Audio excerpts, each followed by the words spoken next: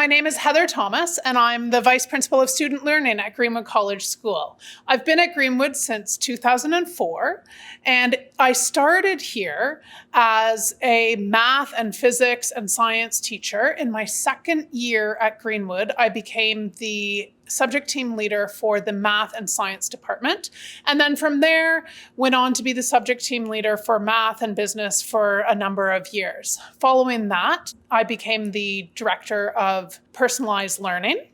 And in all of those roles, as well as my current role, I've been lucky enough to play an integral part in developing and moving forward the academic program at Greenwood so that we could create what we have now as our personalized learning model. Schools have traditionally taught to the masses, and the idea was to really educate the masses. To do that, schools would teach to the average student. So when we were all in school, that's typically how things worked. What we know now, though, is that education is changing, and we no longer can teach to the average student. What we want to be doing is teaching every single student as an individual. So we want to get to know their needs, and we want to give them the challenge they need and the support that they need. Next, I'm going to show you a video of a man named Todd Rose. He did some work called The End of Average, wrote a book and has done some videos. And I'd like you to watch this because it really outlines well why at Greenwood we don't want to just be teaching to an average, but we want to get to know individual students. In every field that studies individuals, we've found the same thing. There's no such thing as an average cell. There's no such thing as an average genome. There's no such thing as average cancer. And in what may be the single most important lesson for education, there's no such thing as an average student. Now, of course, if you accept this fact, and my guess is most of you do, then it's not hard to see what the problem is. Our educational system is built on the assumption that there is an average student. Think about it. Most textbooks are designed to be age appropriate, which sounds great, but it really just means that they're designed for the average student of that age.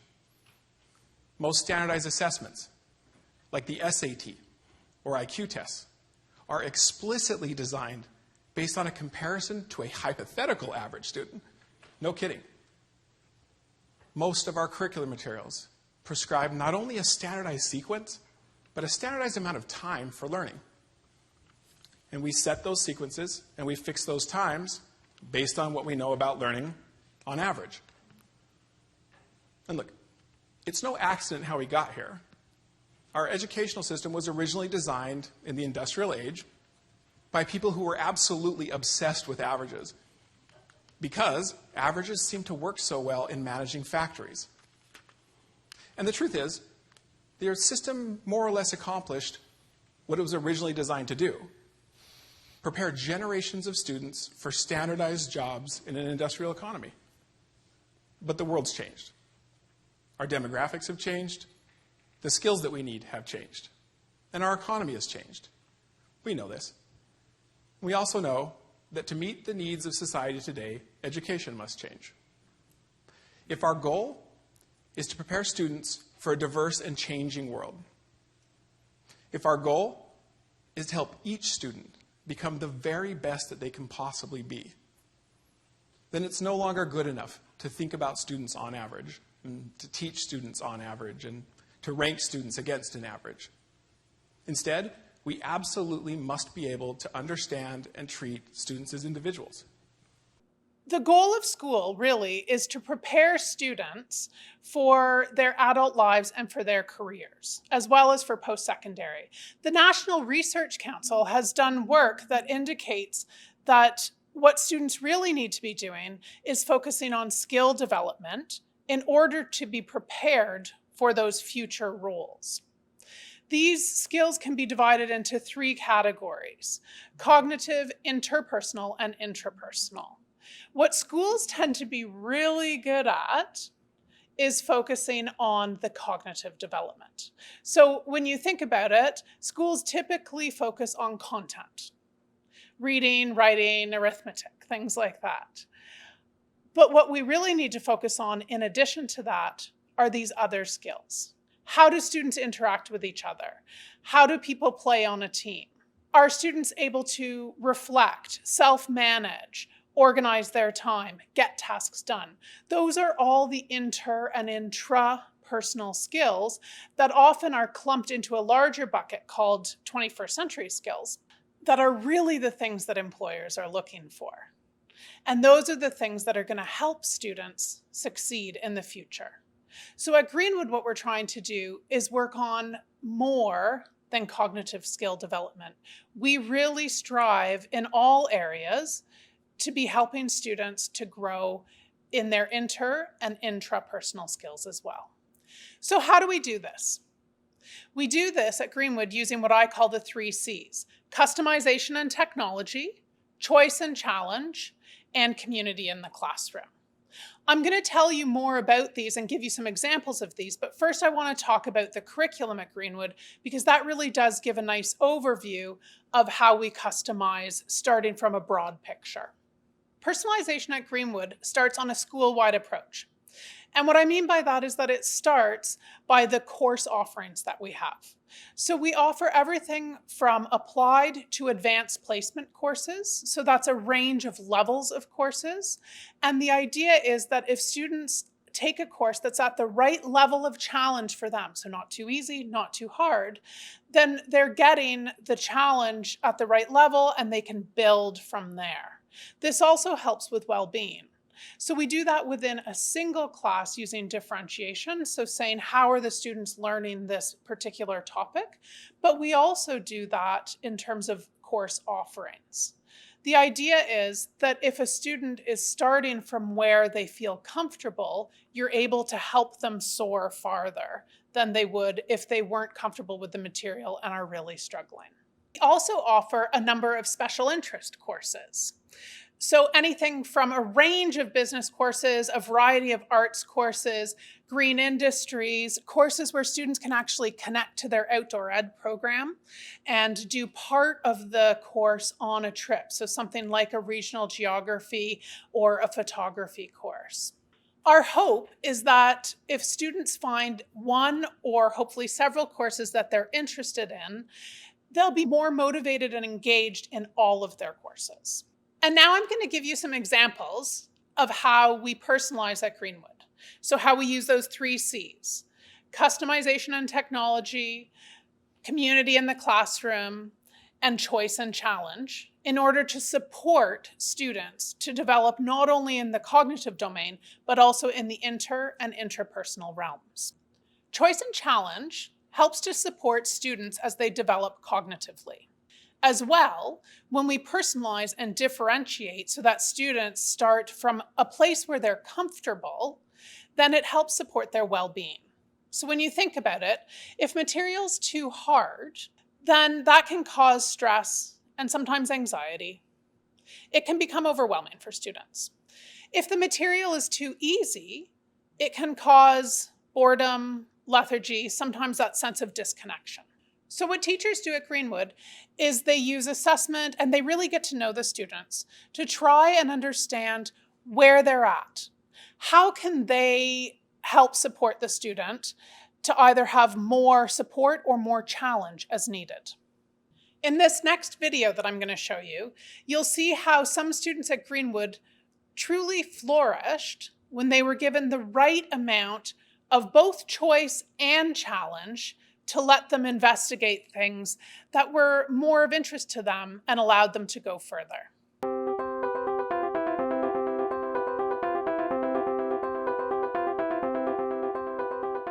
So this year I ventured further by applying towards the Lunenfeld summer internship associated with Mount Sinai Hospital.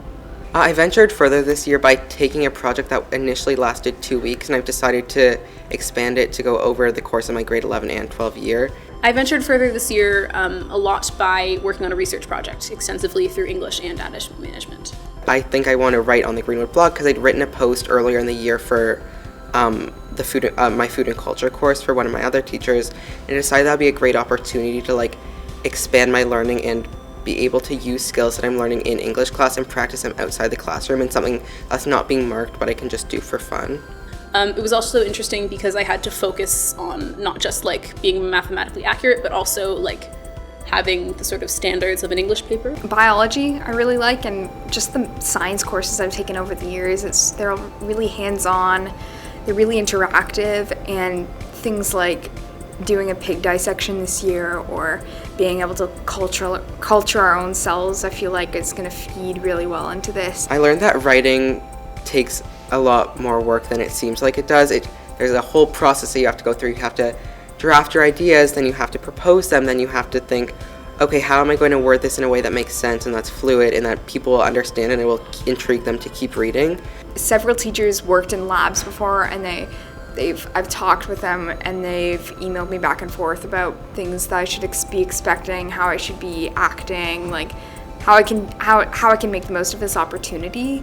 Knowing what I need to get done and being able to prioritize that is something that I don't think I would have had without both like teacher and staff support here, but also doing things like Duke of Ed and just taking on lots of stuff and many opportunities that Greenwood has given me at the same time. You should try to pursue something that you find interesting, and if it's not available, you should like email people and make it available for yourself, because the school has like many opportunities, but you just need to put yourself out there and find them. Teachers at Greenwood do a variety of things in order to support students' intrapersonal skill development. They use feedback, they use coaching, they use conversations and help students reflect on their experiences in order to help them learn and develop in these intrapersonal skills. Teachers start by helping students learn what we call those personalized learning skills. So can they reflect? Do they understand what their strengths and areas of need are? Can they advocate for themselves? That's what we really want to teach students to be able to do so that they can then be monitoring their own learning. The goal by the end of high school is to help students have developed enough of these interpersonal skills that they're able to understand what they know and don't know for a given topic, and then set their own next steps in learning. But that doesn't happen right away. So what teachers do at Greenwood is model this with students, and they help them unpack and understand the decisions that they as teachers are making so that students can start making those decisions as well. So for example, a student gets a quiz back and the teacher will say, you know, you did really well in this area. This is something that you didn't do as well on. What I'm going to suggest you do is some more practice here, or that you practice connecting sentences. You're really good at using the period in the right place, but your sentences are always a little short. So I want you to connect your ideas. So the teachers help students individually push in areas where they need that push or development. Again, our goal, though, is for students to start identifying that for themselves. So one way we do that is by using technology to help students self-assess. One example of technology that some teachers use in some classes is similar to the spreadsheet that you see here. So students might be given all of the expectations or all of the topics in a unit, and at the beginning of the unit and then at regular intervals throughout, they're asked to self-assess.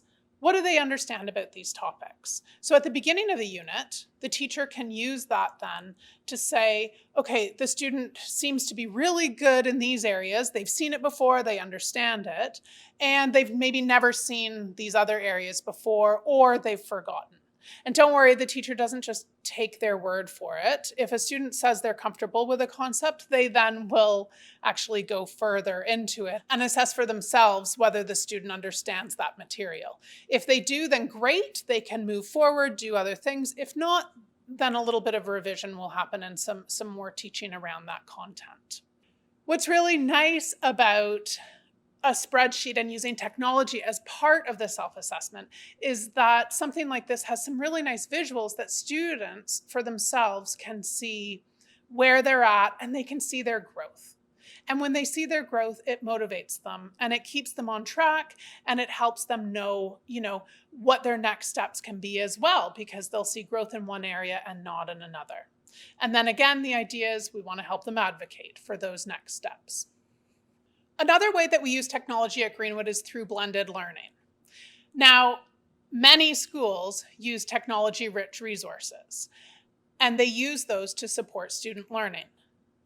To me, the difference at Greenwood is that we use technology-rich resources in addition to classroom teaching in order to not only support student learning, but to also personalize student learning. So in a single lesson, teachers can use technology to help the students choose, say, the mode that they might learn a lesson in. So sometimes they might learn a lesson individually, or they're given a choice to learn it with the teacher or in a group. And this is all possible because of technology. Another thing that technology can support with blended learning is reinforcement and pacing and timing. So when a student can learn a lesson or how far they go into a topic. In addition, a teacher can use technology to help them assess. They can assess an individual student or a group of students to see if they understand the content being covered right now. And then they can adjust the rest of the lesson for that group of students or for an individual student, depending on what they need more of. Do they need more challenge? Do they need more support in a specific area? So the example you see here is a grade 9 geography class. Within a single lesson of this geography class, the students are given the choice of learning individually on their own or teacher-directed, sort of more of a traditional model of teaching, or they could talk and learn the concepts through small group conversation and discussion. After they're done the content acquisition, the students are then given a quiz, and the quiz is online. And from that quiz, the teacher is then able to say, okay, some students need a little bit more. They need to go through this again. So they'll give that to the students, but in a different mode or a different avenue. Other students, they understood the content, so they're going to go more deeply into this same topic. Now, this is all possible because we have technology layered in and because a class like this might be taught in a co-taught classroom. So there's more than one teacher helping to manage the students and their experience. Teachers support the development of interpersonal skills by ensuring that every classroom really is a community of learners. As you probably know, if you talk about concepts, you often build your knowledge around that concept. So that's what we're trying to do here. We're trying to give students opportunities to talk about concepts in order for them to develop their understandings. Discussing topics also helps students develop their critical thinking. They hear what other people think, and they hear how other people might analyze something. In addition, talking about topics often just helps to engage students. So we're coming at those interpersonal skills from a number of areas. Very few classrooms at Greenwood look or feel the same. So we have some spaces that are very large and often would have a co-taught class, meaning 2 classes or 2 groupings of students at the same time with 2 teachers. We also have very small rooms. And we purposefully have some classes that are typically larger in order to help senior students prepare for post-secondary. We also have some classes that are tiny, maybe 8 students in a class. And that really is because that's the number of students who chose that particular elective. So there's no one standard class size at Greenwood, and there's no one mode of learning at Greenwood. One of the things we want to do is give students a variety of experiences, as this really helps them develop adaptability. One type of classroom, such as the room I'm in now, is typically for a co-taught class, meaning 2 groupings of students with 2 teachers. What's fantastic about co-teaching is that it allows 2 teachers to work together to really support students. So often we see a great deal of differentiation in these classes. Students can go into different areas of interest, and then a different teacher can work with those students. We can see students who might have caught on to a topic really quickly and others who need a little more support be supported for their individual needs, and those students might change from lesson to lesson or topic to topic. If you want a more unpolished look on co-teaching at Greenwood, you're welcome to follow the URL that's posted on the screen now. Let's go back to the beginning. Why do we feel that students should focus on developing in the inter and interpersonal realms as well as the cognitive realm? It's for reasons like this. The students of today will probably change jobs every 3 to 8 years when they grow up. That's very different, say, than our parents who would stay in a single job for their entire career. In addition, the job that the students of today might have might not even exist yet, and it might not have even been thought of yet. So we need to teach them content. We need to give them those base understandings, but we also need to give them the skills to help them navigate an unknown job, an unknown career. We need to give them the skills to help them interact with other people, to help them know how to self-monitor, to help them know how to get a job done. Those are the things that, as you know, employers really want. Students need to be adaptable, and we need to teach them how to do this. We need to give them experiences that will help them become more and more adaptable. We need to help them develop those inner skills, which really are the intrapersonal skills that they can then draw on in future experiences. So how do we do all of this? How at Greenwood do we personalize the experience for each and every student? Well, the key to all of this that I've been talking about really is the advisor program. Advisors at Greenwood are the key advocates for students, and they're the people who really help students develop all their personalized learning skills. They help them develop in those inter and intrapersonal realms. They also help them to develop character. So the advisor at Greenwood is quite a large position. And I think we poise it differently than at other schools. At Greenwood, the advisor really is the key person for each student. And I think one of the reasons why it's different at Greenwood is because people self-select to be advisors. So at Greenwood, the advisor program is actually a course. It's timetabled right into students' schedule, and it has the same amount of time as something like, say, math or history or English. So the advisor is someone who wants to teach that course and wants to work with students on their skill development and really work with students as the whole person to help them grow. Advisors also support students in developing character. We issue an advisor report card twice a year, and on this report, students' character is reported on in various criteria. How this report is generated is that the student and advisor will sit down and look at the criteria, and the student will self-assess and say where they feel they're at, and then the advisor will have a conversation with them. Do they agree with them? Do they not? Why? And most importantly, what are then the next steps? What are a couple areas that you, the student, wants to work on a little bit more over the next few months? And that then altogether will become the advisor report. I hope you can see that at Greenwood, the academic program is about so much more than cognitive development.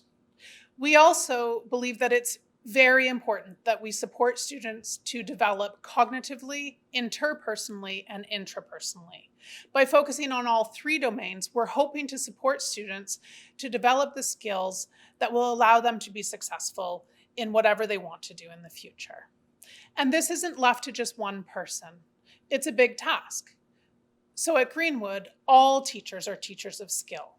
The math teacher might be teaching time management as well, and the music teacher might be teaching self-reflection. So teachers of content support the advisors to help students develop in their skill. I want to thank you for joining me to learn more about the academic program at Greenwood and what we mean by personalizing learning for students.